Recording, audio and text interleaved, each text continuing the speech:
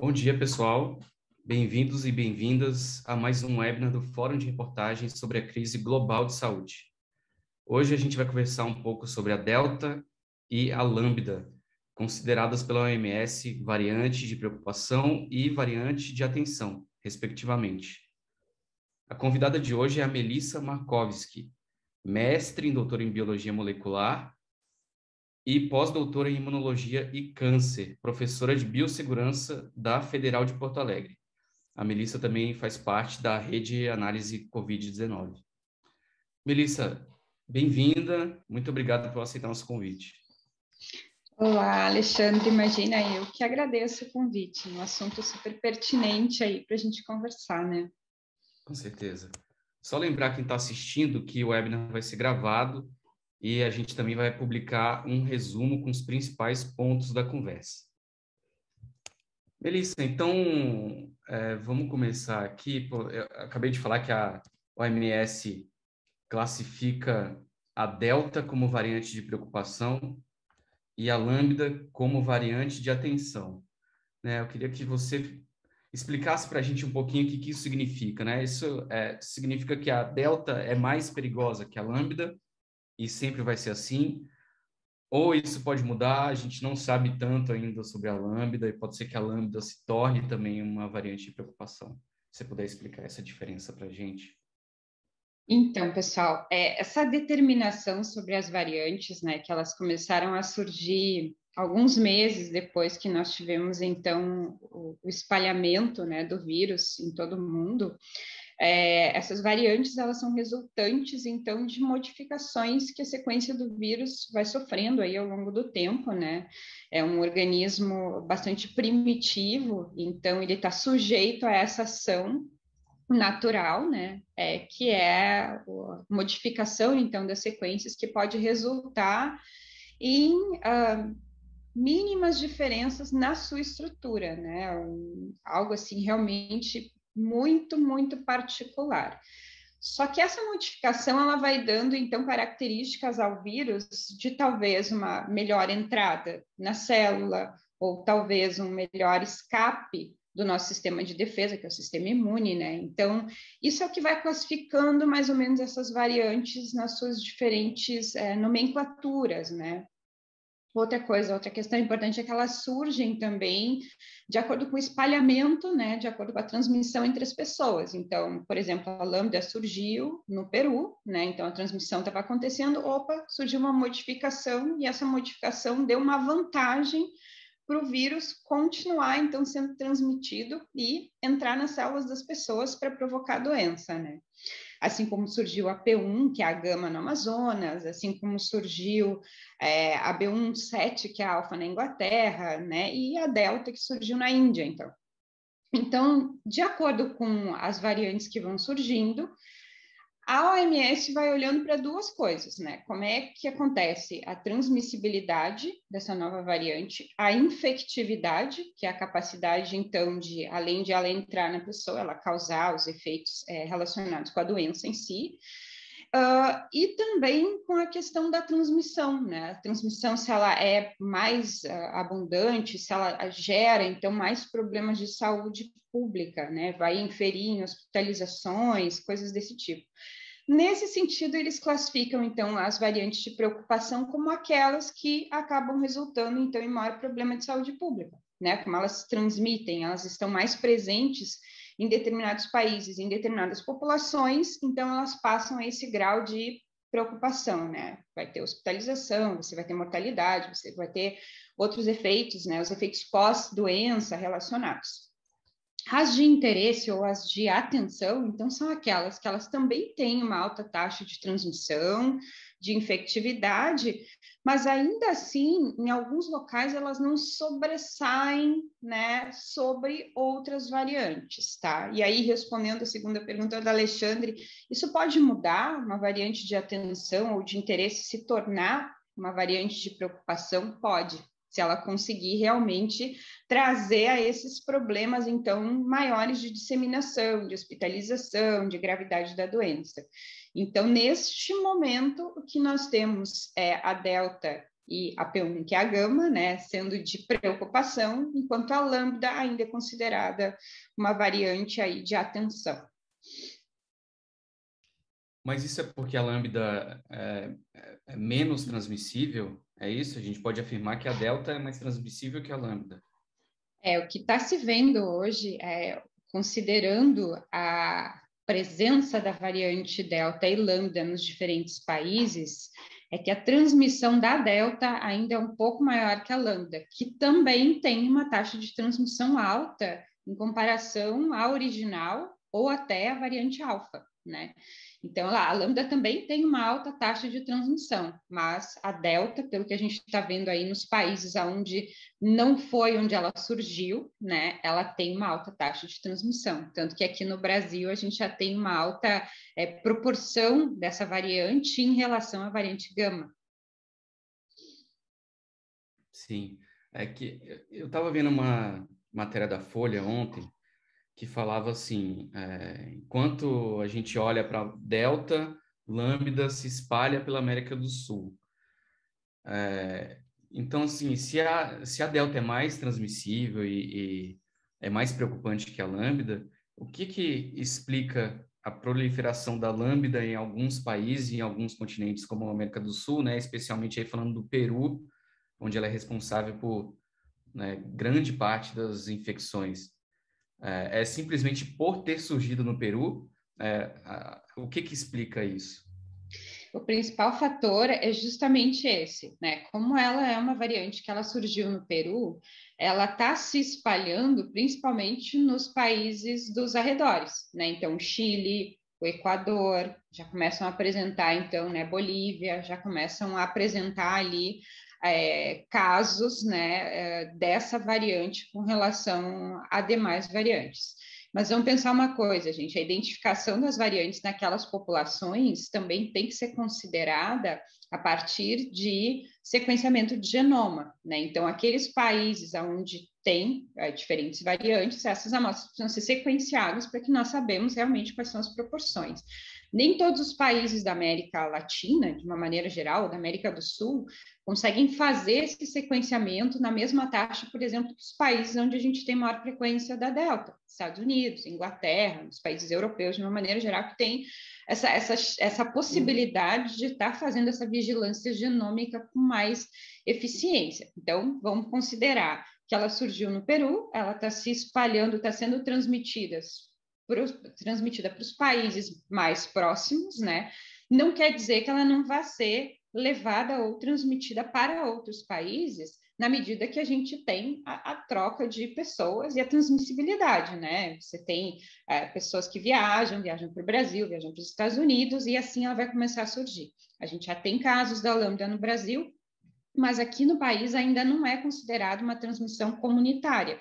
E isso porque a gente tem o quê? Alta transmissibilidade, né, da gama, né, e agora um pouco mais de transmissibilidade da delta. Então, se a gente olhar para a delta, aconteceu isso aí: ela surgiu na Índia, ela se espalhou nos países adjacentes, ela teve alta entrada na Inglaterra, no Reino Unido, né, pela questão dos indianos também terem uma relação muito estreita, né, com o Reino Unido. De lá foi disseminada para o mundo, aí veio para os Estados Unidos, foi para os seus países europeus, né, de lá veio para o Brasil também. Então, a gente precisa também deste tempo. Mas vamos considerar que essa variante, que é a lambda, ela surgiu no Peru em agosto, tá? Então, agosto do ano passado, enquanto a gente ficou conhecendo aí a alfa lá quase novembro, dezembro, né? Então, o que acontece? Elas vão crescendo a transmissibilidade aonde as pessoas se relacionam e não adotam as medidas de prevenção, de mitigação adequadamente.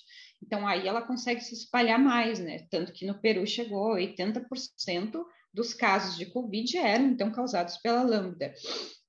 Se de fato ela vai conseguir chegar nos outros países e se espalhar tão fortemente quanto, né, as outras, aí a gente precisa acompanhar esses números, né? Mas é isso, tem a questão da transmissão e tem a questão da vacinação também inferindo nesse processo. E já que você falou em vacinação, dá para a gente dizer que a gente já sabe que a Delta é mais transmissível, né? Um pouco mais transmissível que a cepa Lambda. original e que as outras variantes. Mas e sobre resistência à vacinação? Dá para falar também se a variante é mais transmissível, necessariamente quer dizer que ela é um pouco mais resistente à vacinação ou são coisas separadas? São fatores diferentes, tá? Porque, gente, o fato dela ser transmissível é como se ela tivesse, assim, eu gosto de fazer essa comparação, né? Como se aquela variante, ela tivesse ali uma chave mestra para entrada nas células, né? Se você modificar muito o segredo da chave, ela começa também a não conseguir entrar. Mas essa variante, a Delta, ela atua como se ela fosse uma chave mestra, enquanto a gente tem as outras chaves, né, tentando entrar nas células. Quanto maior a facilidade da variante com a sua estrutura, que é a proteína spike, principalmente, para conseguir ligar no receptor e entrar na célula, ela é transmissível e ela vai se espalhando entre as pessoas. Agora, você tem outras modificações na proteína que acabam não inferindo numa facilidade de transmissão dela, numa facilidade de entrada na célula, mas sim, por exemplo, do escape ao sistema imune, né? É como se a pessoa, sei lá, fosse, né, como a gente vê nos filmes, a pessoa está sendo perseguida por policiais e aí ela troca o casaco, bota um boné, bota um óculos, né? E ela escapa daí do sistema das câmeras, né? De vigilância. Então, ela sofre modificações que permitem esse escape, mas, ao mesmo tempo, ela tem características que são preservadas e que, em algum momento, o sistema imune consegue detectar, porque não é só na spike que se baseia a nossa defesa imune ou a produção de anticorpos, ou também a questão das vacinas, né? A vacina é feita contra o vírus total, né? Então, a grande maioria das vacinas, né? Então, o que acontece é que a gente tem essa possibilidade de identificar outras partes, né, da proteína spike, do vírus, e a gente precisaria de modificações que acabassem também dificultando a entrada dela na célula. Então, a gente não consegue relacionar isso muito bem ainda, né? Mas o que a gente pode ver é que é importante, por exemplo, em termos de vacinação, o reforço da segunda dose, né? Os estudos já estão mostrando isso. Olha, você precisa ter, por exemplo, as 2 doses para se proteger melhor da Delta. Por quê? Porque como ela tem essa capacidade de infectividade, transmissibilidade aumentada, ela acaba ali, quando ela entra no corpo, dando uma enganada no sistema imune naquele momento inicial. Então, você precisa dar esse reforço com a vacina, com a segunda dose, para que ele possa estar mais ali prontamente responsível à entrada dessa variante, né?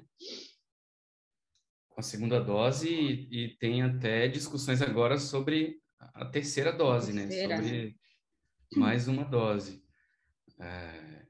Então, assim, falando da Delta, que é mais transmissível, a gente pode. Será que é questão de tempo surgirem outras variantes que sejam ainda mais transmissíveis que a Delta e talvez até mais resistentes à vacinação? Pode acontecer, tá? É, Pode acontecer de acordo com a transmissão. Desculpa te interromper, Alexandre. não, não, eu só ia completar, porque, assim, eu sei que pode acontecer, mas dá para dizer que é questão de tempo? Tá. Sim e não, gente. Vamos pensar o seguinte, tá? À medida que a gente tem as variantes surgindo, a gente tem também o aumento da população vacinada, tá? Quando a gente está protegido e vacinado, né, e por isso a importância de nós atingirmos a cobertura vacinal, que tanto é falada, né? Não adianta só você tomar uma dose, você precisa das 2 doses, você precisa de um grande número de pessoas também vacinadas. O que vai acontecendo? Embora a gente transmita o vírus para outras pessoas, mesmo estando vacinados, esse vírus ele é neutralizado de uma maneira muito mais rápida. Ele entra no nosso organismo e ali 24, 48 horas, por ação da vacina, ele vai ser neutralizado. Enquanto que se você não tem a vacina, né? Pode levar vários dias se você tiver os efeitos, os sintomas leves da doença, como pode levar muito mais tempo se isso evoluir, então, para um estado severo, um estado crítico daquela doença, precisar de hospitalização. Então, se quanto mais pessoas estiverem vacinadas, mais rápido vai ser essa neutralização, ou seja, menos você vai transmitir, porque menos tempo você vai ficar com o vírus no seu corpo. Então, isso é importante a gente entender, né? Que essa relação da vacinação com a questão da transmissão. Agora, quanto mais a gente demora a ter essa cobertura vacinal, as pessoas se vacinarem com as 2 doses, e você tem que olhar que em todo mundo você tem parâmetros diferentes, né? Por exemplo, a Inglaterra está lá com 63% de cobertura vacinal, o Brasil 20 e tantos por cento, né? Então, e tem países que não chegaram a 1% ainda, né? Alguns países recém estão começando a vacinação. Então, se esses países tiverem uma alta taxa de transmissibilidade da variante que seja, novas modificações podem surgir. E aí pode acontecer de você ter uma variante mais transmissível, né? Ela ir passando lá para as outras pessoas e se espalhando pelo mundo, vai poder acontecer. Agora, é muito difícil a gente pensar a questão de tempo, se de fato vai acontecer, porque tem muitas questões envolvidas com isso, questões que a gente também desconhece, né? Porque, por exemplo, assim, o que fez a variante lambda ser tão abundante no Peru? O que fez a variante gama ser tão abundante no Brasil, né? Um fator a gente consegue identificar, bom, surgiu aqui, né? Mas por que então a P1 não se espalhou tanto pelo mundo como, por exemplo, a delta ou a alfa? Então, são respostas que a gente não tem ainda, que talvez tenham a ver com o clima, com a população daquele local, com características daquela população em si. Então, acaba Perfil ficando um pouco genético, né? difícil, né? Perfil genético. Então, acaba ficando um pouco difícil, às vezes, a gente conseguir fazer essa previsão, né? Pode acontecer, pode, mas também pode não acontecer, né? É que pelo panorama me parece muito provável, né? Ainda mais pensando nisso que você falou dos países que ainda estão começando a vacinação e de especialistas também dizendo que alguns especialistas dizem que por causa da Delta, principalmente, de outras variantes, a cobertura vacinal ideal tem que ser de 90% e não mais de 70%, como se dizia antes, né? Me parece um cenário Isso bem acaba complicado. dificultando, né, a situação. E, bom, a gente está falando um pouquinho da Delta e da Lambda, né? E acho que é certo dizer que as variantes competem para ver qual que vai ser a dominante, né? Num determinado num país, a gente pode dizer que elas competem, né? Tem alguma chance delas se combinarem em vez delas se competir, em vez de repente a gente está olhando para o, sei lá, para o Peru ou para um outro país e vendo qual variante é mais dominante, né? Tem a chance delas se combinarem e fazer uma super variante com elementos da Delta e com elementos da Lambda, por exemplo, ou isso é improvável de acontecer do ponto de vista biológico? Do ponto de vista biológico, é muito improvável, tá? Agora, do ponto de vista de surgirem novas variantes apresentando características tanto da variante Delta quanto da Lambda, aí sim, né? Porque assim, ó, as mutações que deixam a variante Delta mais capaz de entrar na célula, né, de aumentar essa chance dela conseguir entrar na célula, são mutações em uma região específica da proteína spike. A mutação da lambda, que é a mais aparente e diferente das outras, é uma modificação fora, né, desse eixo de ligação da spike com o receptor, mas ela facilita o quê? A fuga da vigilância imune, né? Então, isso é uma mutação que acontece, e aí você tem as outras mutações. Você já tem variantes, agora eu não vou me lembrar qual é, mas já tem uma situação, por exemplo, de você combinar essas mutações, mas isso não afetar a transmissibilidade, ou não afetar, ou não elevar, por exemplo, taxas de letalidade, ou até de surgimento muito significativo de novos casos, tá? O que a gente tem que pensar é o seguinte: vocês têm um sistema imune capaz de reconhecer essas diferentes regiões. E a proteína spike precisa manter uma certa composição na sua proteína para conseguir entrar na célula.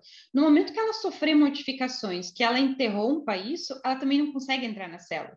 Então, ela mesma vai se auto-extinguir. Então, não é uma vantagem para o vírus, uma modificação que escape muito do sistema imune, mas que também não permite ele entrar na célula, né?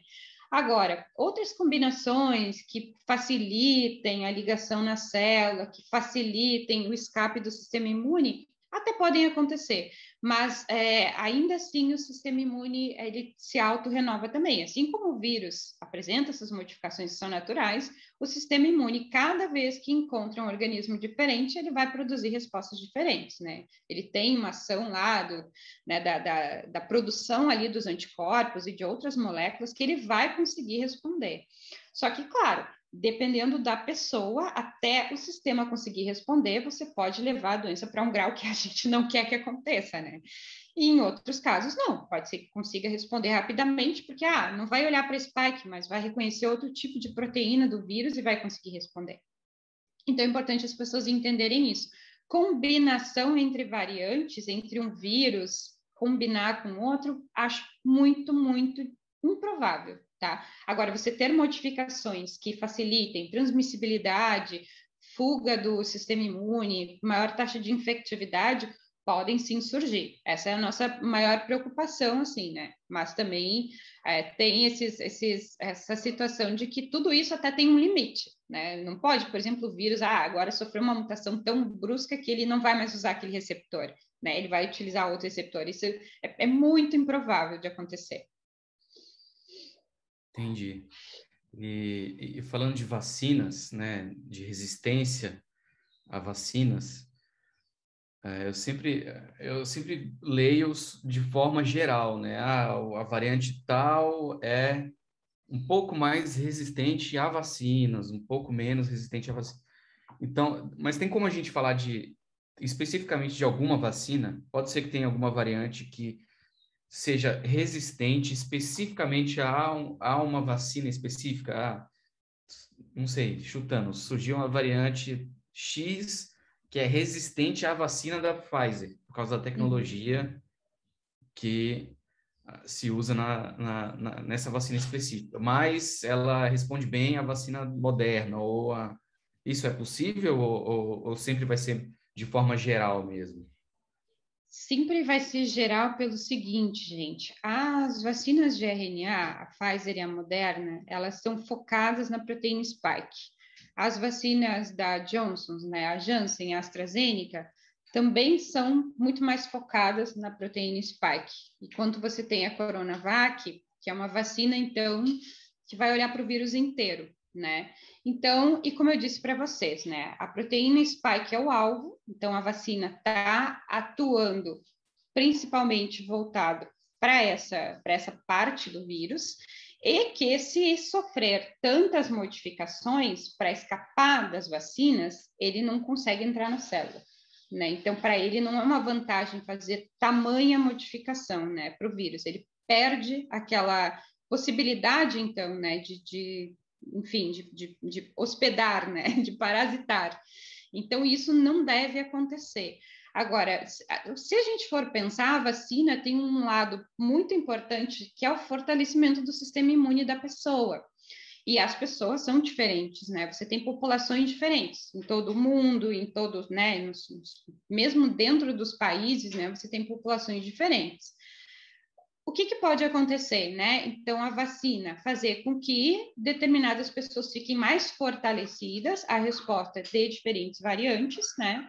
E você pode ter vacinas que, olha, essa vantagem aqui que a vacina confere ajuda a proteger mais, enfim, alguma cepa que não tenha aquelas determinadas mutações ali que facilitam a entrada do vírus na célula, né?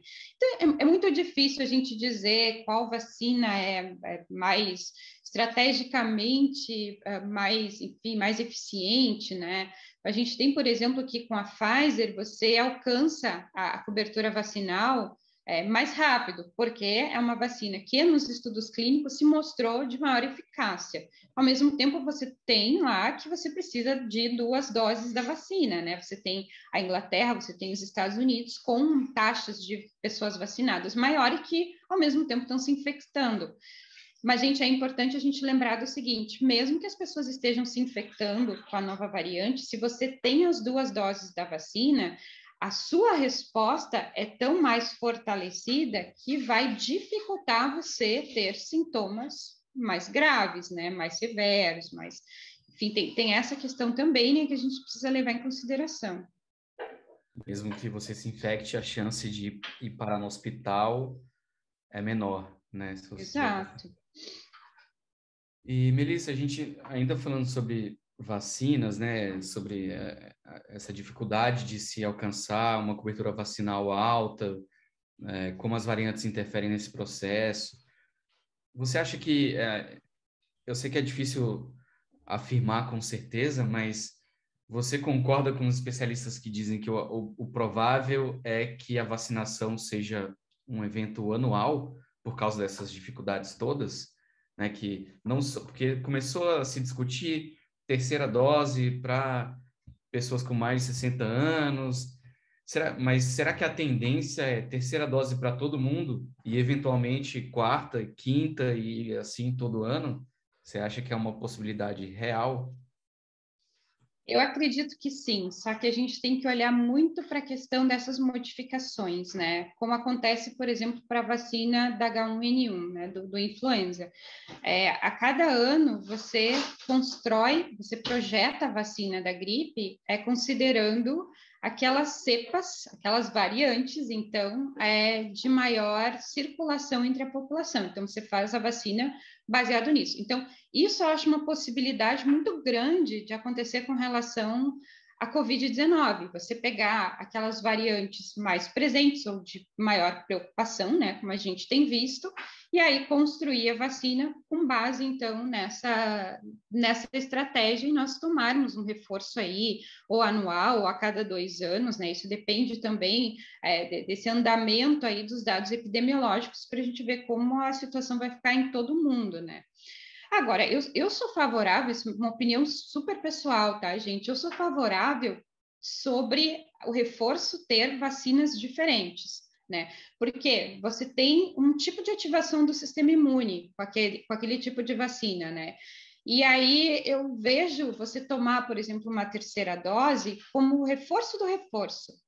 Então, eu apostaria que se você usar estratégias diferentes, dos diferentes tipos de vacinas que nós temos, você dá um reforço de apresentação diferenciado. Olha, tem esse reforço aqui que está protegendo geral contra o vírus, né? Vamos pegar aí a Coronavac. Agora você vai dar um reforço de Pfizer. A Pfizer é mais focada na Spike. Então, esse reforço, ele está somando, então, os esforços, mas focando lá na questão da vacina enfim, da proteína spike em si, né? Então, tem essas questões que eu acho que são importantes se considerar também a respeito do reforço. Acho que o reforço é importante, né? Principalmente para aquelas pessoas mais suscetíveis a comorbidades, a outras doenças, mas eu acho que precisa também olhar para essa questão de estratégia. Mas eu acho bem possível que nós tenhamos aí um reforço aí anual, pelo menos enquanto o vírus causar ainda essas taxas de mortalidade semanais, né? Quando a gente compara com a gripe, a gente até tem mortalidade, mas numa taxa infinitamente menor, né? Então, eu acho que isso tem que ser olhado também com bastante atenção. Sim. E a gente está aqui falando de terceira, quarta dose, né? Mas tem gente que não quer tomar nem a primeira dose, né? Acho que são poucos, mas é sempre importante falar disso também. A gente recebeu aqui uma pergunta do Sérgio Espanholo, que está assistindo, e ele diz que há grupos nas redes sociais espalhando desinformação, falando em doenças que isentam da vacinação de Covid-19, né? Citando coisas como IgE elevado, doenças inflamatórias crônicas, insuficiência venosa, doenças autoimunes, né? Que tudo te isentaria de tomar vacina, né? Ele diz que pergunta porque um familiar dele está se recusando a tomar vacina dizendo que leu num desses grupos que ele pode ficar muito mal por tomar vacina porque tem IgE muito elevado. Então, queria que Então, você gente, comentasse isso, se faz algum sentido, o que é verdade nessa história toda. assim, ó, quando a taxa de cobertura vacinal ela é calculada, ela considera grupos que não é que você não pode tomar a vacina, tá? Na grande maioria dos casos, mas que você não vai ter uma resposta eficiente da vacina, porque o seu sistema ele não é capaz de ser fortalecido por ação da vacina. Isso pode acontecer. Por exemplo, né, os imunodeprimidos, o nome já diz, é imunodeprimido, ele tem uma dificuldade em produzir resposta imunológica eficiente. Então, nem com a vacina você consegue aumentar isso. Para essas pessoas, não é um problema tomar a vacina, tá? Agora, se pode acontecer uma resposta inflamatória, exacerbar algum problema que a pessoa tenha, quem pode determinar isso é o médico, né? É o infectologista, é a pessoa, né, um hematologista, é uma pessoa que faça uma análise e diga realmente, ó, pela sua taxa aqui de tais compostos, se você tomar vacina, isso vai ser prejudicial. É muito, muito raro, pode acontecer, tá? Só que as pessoas, eu acho que mais importante do que nunca é você trazer para as pessoas que essa população com problemas é uma população pequena, a população maior é a população que pode sim tomar vacina. E aí você toma a vacina e também ajuda na proteção dessas pessoas. Porque vocês imaginem o seguinte: se a pessoa toma a vacina, não toma a vacina porque a vacina não é eficiente, ela é ainda mais suscetível a desenvolver casos graves se ela pegar o vírus do que uma outra pessoa, né? Então, ela não está protegida por não tomar vacina, mas ela está muito desprotegida se ela se contaminar com vírus. Então, a pessoa não vai vacinar porque tem motivos médicos para isso, beleza, mas aí ela tem que reforçar demais os procedimentos não farmacológicos, né? Ela, a família, todas as pessoas ao redor, né? Agora, nós que podemos vacinar, né, a gente tem que ir atrás das boas informações e entender que as vacinas são seguras, né, para a população de uma maneira geral, tirando esses casos muito particulares que aí precisam da assessoria médica, né? Uhum. E a gente falou, você falou aí de imunossuprimidos, né? Especificamente. É, e sobre o IgE elevado, faz sentido também ou não?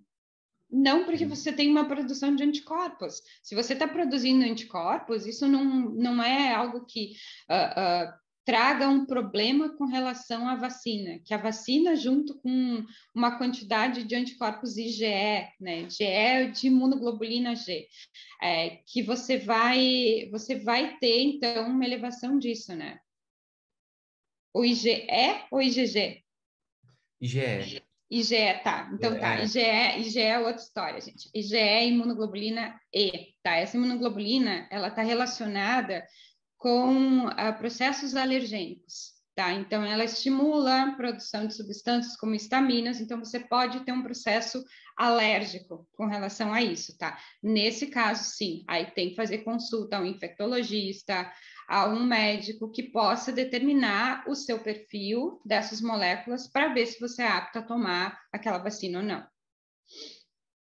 entendi. Então, só para a gente entender direitinho essa questão, então, não é que é totalmente desinformação, né? Existe um certo sentido em ter cuidado dentro desse grupo de imunossuprimidos ou IgE elevado em tomar vacina, mas a resposta final é que só a avaliação de um médico vai poder indicar Exato, quais os riscos de tomar vacina e quando tomar. É isso? exato. Entendi. É que eu estava vendo aqui os links, né, desses grupos espalha esse tipo de Esse informação. pessoal, é que esse pessoal ele se baseia naquilo que pode ter uma entrada, né, para envolver também outras discussões políticas e junto, né? É importante assim, gente, a vacinação ela é segura, a vacina é desenvolvida para ser segura para as pessoas. Mas se você tem algum problema, se você tem alguma dúvida, procure um médico de referência, um médico que você saiba que entende daquele assunto, né? Não vai perguntar para o seu, enfim, lá para o seu gastroenterologista, né, que trabalha muito mais aí na área, por exemplo, de sistema digestório, do que uma pessoa que realmente trabalha mais focada para a questão de resposta imune, tá? Uhum. É que eles partem de algo que faz sentido e extrapolam. Ah, sim, né? E, Tem a desinformação associada à informação, né? é o que a gente... acho que eu entrevistei aqui a Taina Londo aos fatos algumas vezes, e é o que ela chama Uhum. de informação de baixa qualidade, né? Que não é Isso. exatamente desinformação, é algo que parte de algo que faz sentido, mas distorce completamente. De vez em quando eu converso com o pessoal do Aos Fatos, porque eles vêm perguntar alguma coisa nesse sentido. Ó, tá circulando tal notícia, né? O que que isso é? O que que é verídico? O que que não é? E geralmente é isso, são distorções, né? Sim. Bom, Melissa, eu acho que era isso. Não sei se você tem alguma coisa a acrescentar aí sobre, principalmente sobre essas variantes que a gente conversou. Não sei se você quer complementar, falar mais alguma coisa. Eu gostaria, gente, assim, né, como profissional da área de biossegurança, pedir para as pessoas continuarem se cuidando. Eu sei que está todo mundo cansado, né, mas não adianta. Quanto mais a gente impede a transmissão, menos a gente tem que se preocupar com o surgimento de novas variantes. Né? Então, essas variantes todas estão se espalhando porque as pessoas estão em contato uma com as outras, porque o vírus está sendo transmitido. A partir do momento que você barra essa transmissão, utilizando máscara, mantendo distanciamento, não fazendo aglomerações, você diminui isso. E aí, se você diminui isso, diminui também a nossa preocupação e mais rapidamente a doença começa a ser controlada, né? Então, quando parece que está tudo melhorando, pimba, surge uma variante nova aí que deixa a gente preocupado, porque as pessoas acabam, né, permitindo que a transmissão aconteça. Então, o meu pedido é sempre esse, né, é barrar a transmissão o máximo possível. Deixa aquele churrasco com os amigos para depois, né, estimulem as pessoas, os familiares a tomarem vacina. Então, isso aí é o que vai ajudar a nós sairmos dessa pandemia que está se estendendo aí muito, muito mais do que o que a gente gostaria, né? Com certeza. Se vacinar e manter os protocolos, né? Máscara, distanciamento, não tem muito segredo. Essa altura a gente já sabe o que funciona, né? Sim. Melissa, é isso. Obrigado de novo pela sua presença, pelo seu tempo. Eu que agradeço. Foi um prazer. Até mais. Bom dia. Até mais.